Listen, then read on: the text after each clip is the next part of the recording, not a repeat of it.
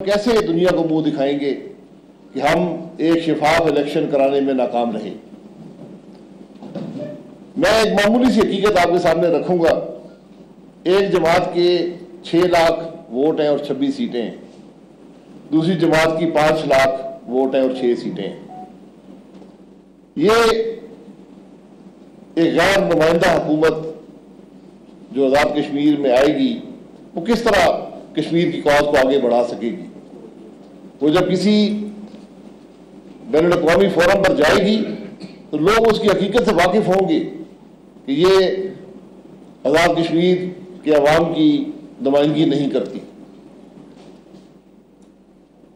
जो बदनसीबी है वो मुल्क की बदनसीबी है कि आज हमारा जो इलेक्शन का अमल है वो रियासत के कब्जे में है। इलेक्शन के अमल में अवाम की राय सानवी हैसियत रखती है, अवाम की राय कोई हैसियत नहीं रखती। जो पाकिस्तान मुस्लिम लीग नून पहले दिन से वोट की इज्जतों की बात कर रही है, आज हमें इस बात का फख्र है कि राजा साहब ने जो 44 टिकट दिए थे उनमें से 42 लोग अपने पैरों पर कायम रहे। बेपनाह दबाव के बावजूद भी उन्होंने जमात से भी अपनी लॉयल्टी दिखाई, वफादारी का सबूत दिया और बावजूद मुश्किलात के, बावजूद दबाव के, बावजूद लालच के अपनी जगह पर कायम रहे। ये एक बड़ी कामयाबी है सियासत की। और उससे भी बढ़कर मुस्लिम लीग नून का कारकुन, मुस्लिम लीग नून का वोटर वो भी कायम रहा। और आप हज़रात इस बात के गवाह हैं कि जितने बड़े जलसे पाकिस्तान मुस्लिम लीग नून ने इस इलेक्शन में किए हैं, जितने पुरजोश जलसे किए हैं, जितना पाकिस्तान मुस्लिम लीग नून का कारकुन मुतहर्रक था, किसी और जमात का नहीं था। यहां पर कैंपेन आपको नजर आती थी, रिजल्ट भी आपके सामने है। और ये बदनसीबी है कि रिजल्ट जो है वो उस कैंपेन की अक्कासी नहीं करता जो आज़ाद कश्मीर में देखी गई थी। ये जो कुछ हुआ उसकी डिटेल कुछ राजा साहब बयान कर देंगे, लेकिन मामला इलेक्शन के दिन सिर्फ नहीं होता। मामला एक प्री पोल रिगिंग से शुरू होता है। मामला जब कैंडिडेट्स को बुलाकर कहा जाता है कि अपनी वफादारियां बदल लें, जब कारकुन को और मुजफ्फराबाद में मुस्लिम लीग नून के रहनुमाओं की जानिब से न्यूज़ कॉन्फ्रेंस की जा रही है और शाहिद खाकान अब्बासी का कहना है कि इलेक्शन में जमहूरी इक़्तिदार को तबाह किया गया और उन्होंने कहा कि एक बार फिर शफाफ इंतखाबात करवाने में नाकाम रहे। बदकिस्मती से इलेक्शन का अमल रियासत के कब्जे में है। गैर नुमाइंदा हुकूमत किस तरह कश्मीर कॉज को आगे बढ़ाएगी, ये आज लम्हा फिक्रिया है तमाम आज़ाद कश्मीर के अवाम के लिए और तमाम पाकिस्तानियों के लिए। और बात सिर्फ यहाँ तक नहीं है। आपने सिलेक्शन में देखा कि जो एक इखलाकी इक़्तिदार होती थी, जो जमहूरी इक़्तिदार होती थी, उनको किस तरह तबाह किया गया और एक मंसूबे के तहत तबाह किया गया। और तबाह करने वाले कौन हैं? जो आज पाकिस्तान में हुकूमत में है।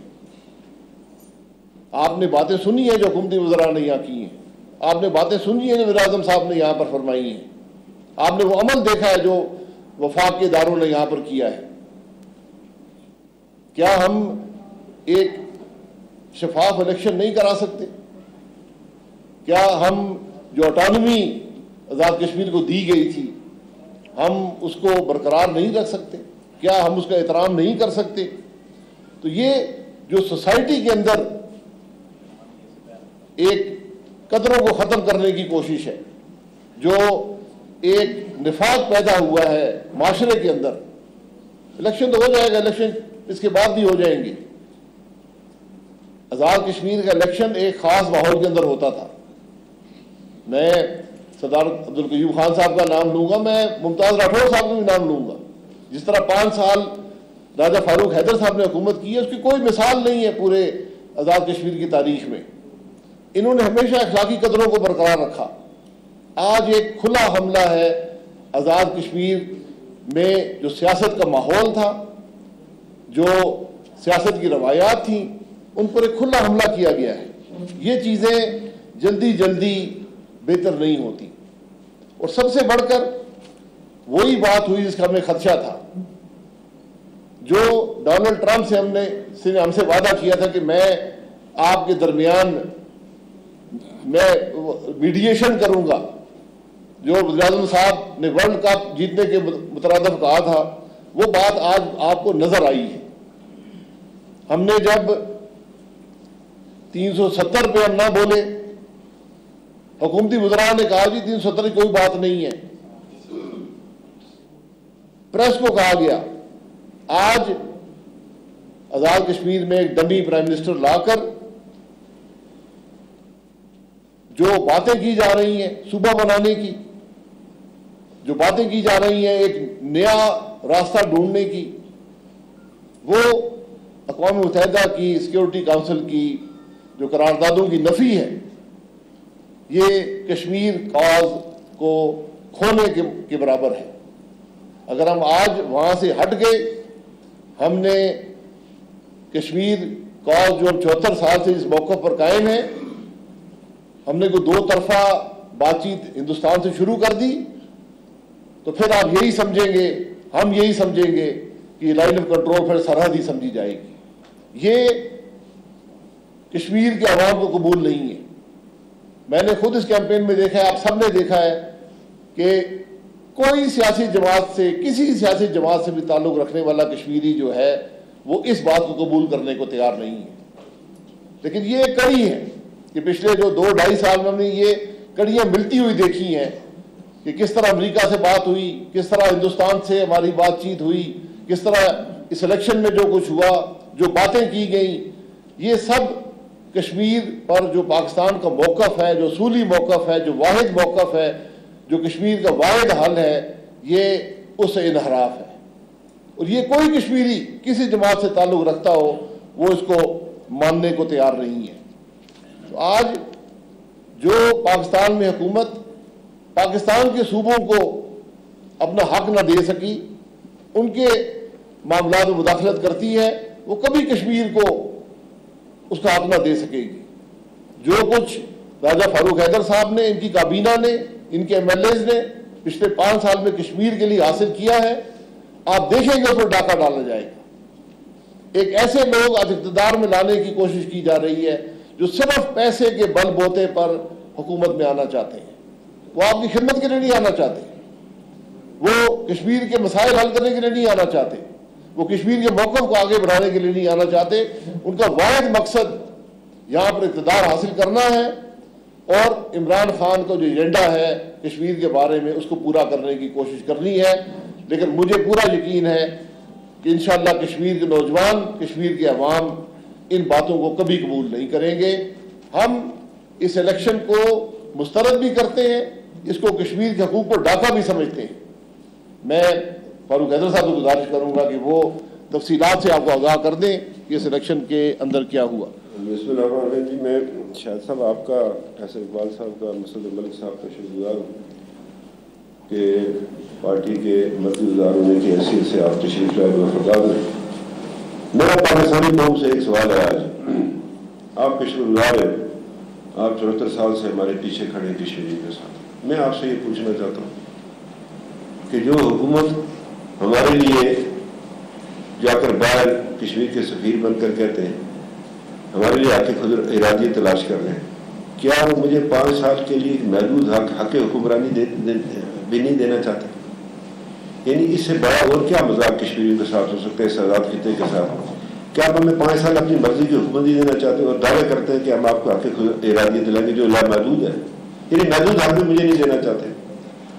مجھے اس کا دکھ ہے اس کا میڈیا کے ذریعے پاکستانی قوم کو میں کہنا چاہتا ہوں. یہ جو میرے معزز سابق وزیر اعظم بیٹھے ہیں, سابق وزراء بیٹھے ہیں پاکستان کے, کہ وزیر اعظم پاکستان جو اس نے کھلواڑ کیا آزاد کشمیر کے ساتھ, چھوڑیے باقی باتیں میں آؤں گا اس پر, جو اس نے آزاد کشمیر کی حکومت کے ساتھ, اس ریاست کے ساتھ, اس کے آئینی اداروں کے ساتھ, جس طرح اس نے اس کا مذاق اڑایا, اور اپنا اس کا جو اس کی خلاف ورزی کی اسے. یہ میرے پاس پرندے ہیں سارے, میں کیا بولوں اب, کیا دکھ بتاؤں لوگوں کو. اپنے کپڑے میرے اترتے ہیں.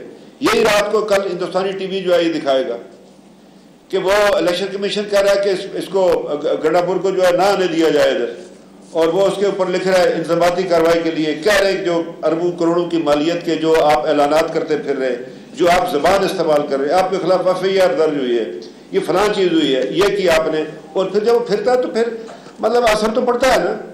یعنی یہ بات یہ صرف کہنی کہ نہیں جی بس اثر پڑ جاتا, ہم کو بھیڑ بکریاں تو نہیں آزاد کشمیر کے لوگ. یہ اہتمام کیا جاتا ہے کہ آزاد کشمیر کے اندر انتخابات کو کیسے سبوٹاج کیا جائے.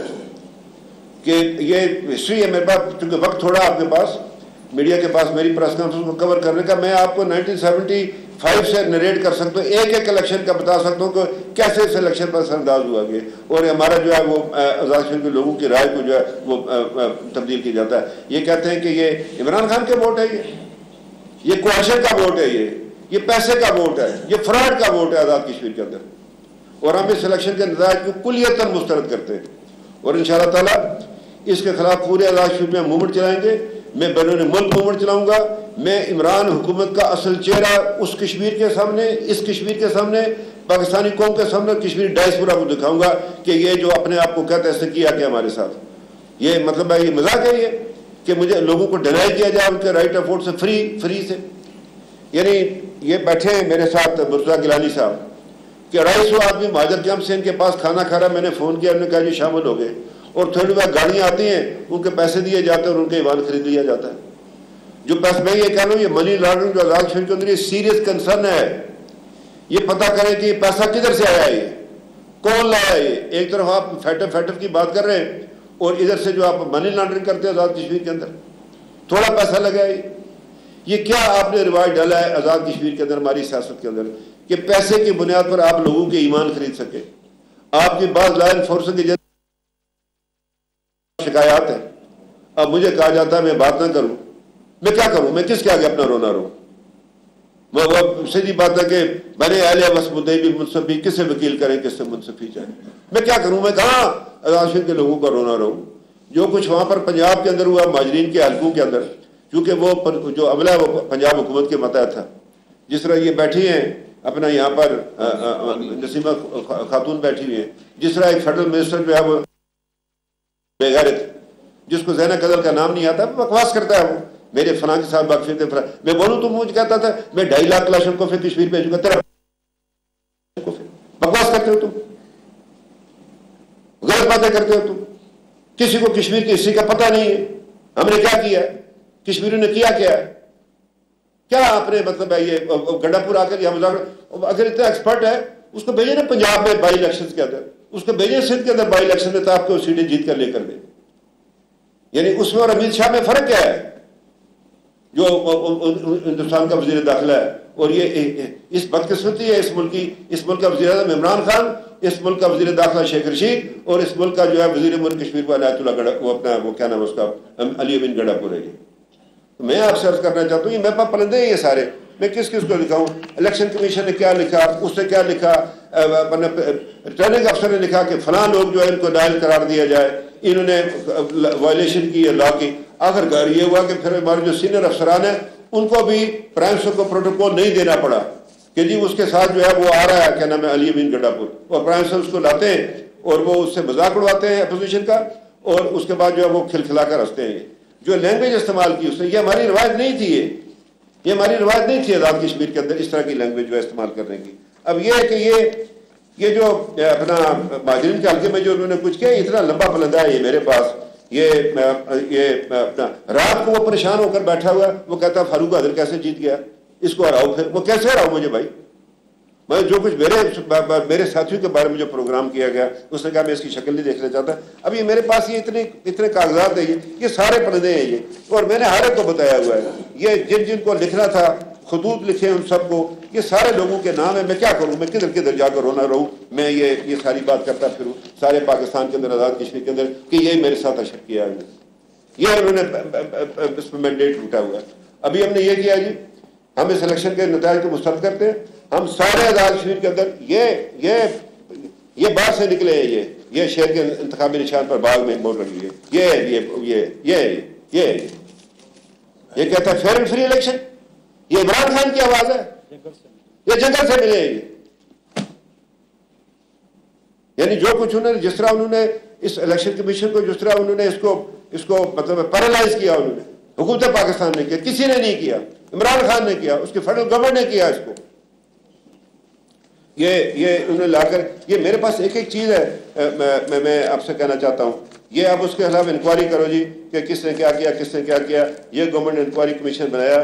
اس کے بعد یہ ہے کہ یہ لکھا ہوا strict implementation on general elections code of conduct پر فلانا اے جے کے الیکشن کمیشن جو بنائے ہوئے، یہ سب نے لکھے ہوئے.